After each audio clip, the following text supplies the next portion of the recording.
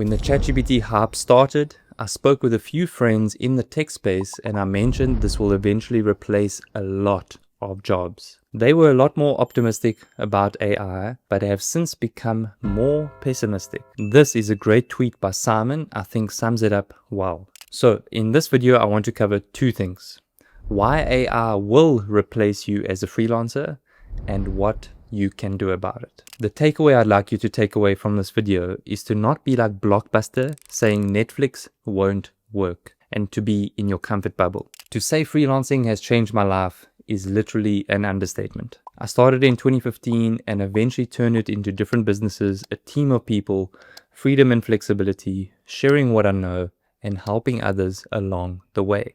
But things have changed.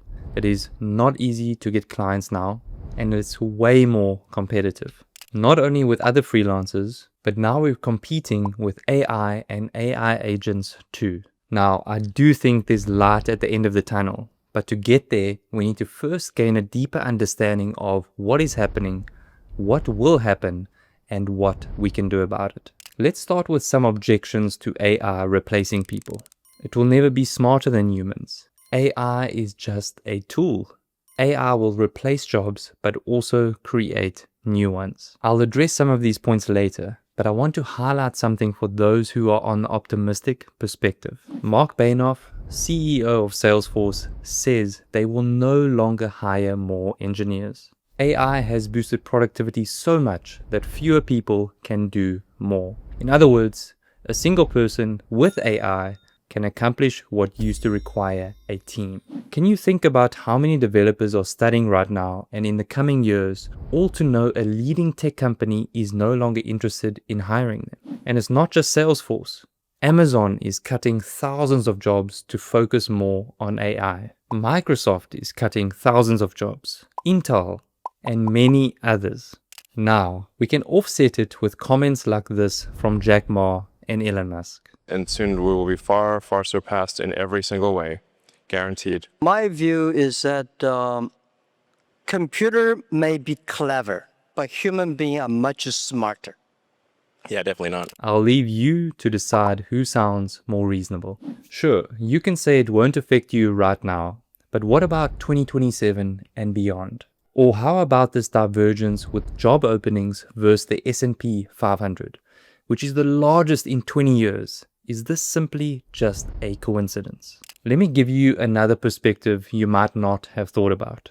You'll hear companies say, cost cutting. They hire too quickly and need to scale back. But this is typical PR nonsense. There's a deeper underlying truth behind what they are saying. Stop thinking like an employee and start thinking like an employer. Business owners need to make a profit. They report to the shareholders who want dividends. So how do you make more profit? You grow revenue, cut costs, or both. Just look at what happens at their stock price when they announce job cuts. Again, cut costs, increase in profits equals more dividends to shareholders. Let me explain it in a simple way. Why should a business hire 10 developers when they can hire 5 and use AI to do the output of 10?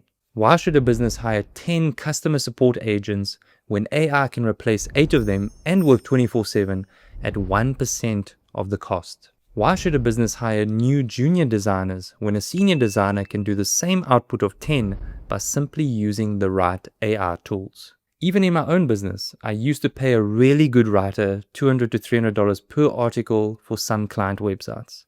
Now I can save thousands a year by simply using AI that costs 5% of that amount. Now let me be clear, exceptional talent is always an exception, but not every employee or freelancer is exceptional, and that is the problem. Imagine those with 5 years of experience in customer support, but an AI chat can work 24/7, reply within seconds, handle hundreds of concurrent chats, not take lunch breaks, no grammar issues, no complaints, and costs 1% to get these outputs compared with a full-time person. It's not a surprise why companies are firing customer support people by the thousands. Now, to those who say AI will create new jobs, what jobs did AI create for them to do. You might say to me, well, that may be true for customer support, but I'm a developer, or I'm a designer, or I'm an XYZ. And sure, AI might not have that type of impact on your role, but it will certainly influence it and all knowledge work. Or in other words, all work behind a laptop very soon. The reality is, job openings for software developers, copywriters, and many other jobs are declining. So, what does this mean for you as a freelancer? Simply put, AI forces you to not be mediocre. Junior level understanding and skills will not cut it. When it comes to making websites, programming, creating content, managing Google Ads, we have amazing tools now at our disposal that's replacing freelancers. I mean, if the freelance hub, Fiverr, is cutting staff and contractors, what does that mean? Online marketplace Fiverr announced they would be laying off 250 workers, which amounts to 30% of its workforce. The company have done it in order to adhere with an AI-first mindset that will see the technology become the core of its operations, blah, blah, blah, blah, blah, basically to become leaner and faster. Amazon has shared that the company plans to use AI to reduce their total corporate workforce as they gain, efficiency gains, blah, blah, blah, across the company. Look, there are many more, but I hope by now this paints some of the picture as to why there's reason for urgency and not complacency. So am I now saying there's no hope for developers, designers, writers, whatever? I think the answer depends. If you expect to do things the old way you've always been doing, the old way you're used to, then yes, you're pushing water uphill. And I'm sorry if that offends you, but it's simply the truth.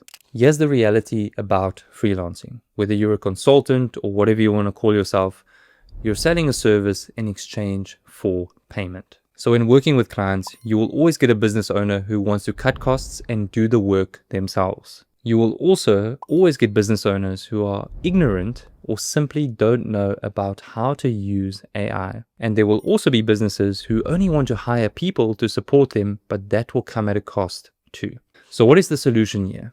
By making sure your service makes sense for the business to pay for it. In other words, you need to make sure that whatever the business is paying you, you are generating more revenue for them. It is so important to remember that you are not selling websites or marketing services. You are selling a solution to business problems. Sell the results. What did you do for other clients? If you just have an idea or a random pitch with no results, you're going to struggle to stand out. Even if you do work for free or cheap to get testimonials, that's a start. You can watch this video to learn more. And targeting the right niche and industry makes a massive difference. You can focus on florists or coffee shops, but then you are dealing with small budgets. Or you can focus on home services, legal services, property services, and so on. All of these have much bigger budgets that you can make a massive improvement to their profits. Now remember that even if the term freelancer is replaced with consultant or whatever you like to call yourself, the cool thing about it is this often leads to other businesses. That happened with me with branching into e-commerce, software, and other things. So see it as a starting point to grow and scale an agency, and who knows what comes from there. On a more granular level, my suggestion is, if you're a developer, consider offering vibe coding or something niche like your SaaS MVP in 5 days. If you're a content writer, consider offering prompt writing or AI content editor services. If you're a designer, consider AI art director services or niche to a platform like Figma. And if you create websites, consider niching to platforms like WooCommerce or creating a monthly offer that includes hosting and marketing services. I talk about all of that in this video if you're interested. And following that, I'll also suggest build a brand. I know it's cheesy and cliche, but people do business with people. Post helpful advice, interact with others, and see what opportunities come your way. And talking about cheese, read Who Moved My Cheese. Building friendships and relationships and dealing with people is invaluable, and I would argue crucial in the age to come. The book How to Win Friends and Influence People is worth a read. Now, as I wrap up this video, I want to encourage you to not get left behind. Nokia thought they were too big to fail. BlackBerry thought people would never switch to touchscreens. And some people thought with horses as the main mode of transport, cars were just a fad. We can obviously see how foolish these perspectives are in hindsight. Don't let that be an option in 2026 and beyond. That's it from my side. Let me know what you think about this topic. If you have any disagreements or comments, I'm happy to chat. Let's chat in the comments. Cheers for now.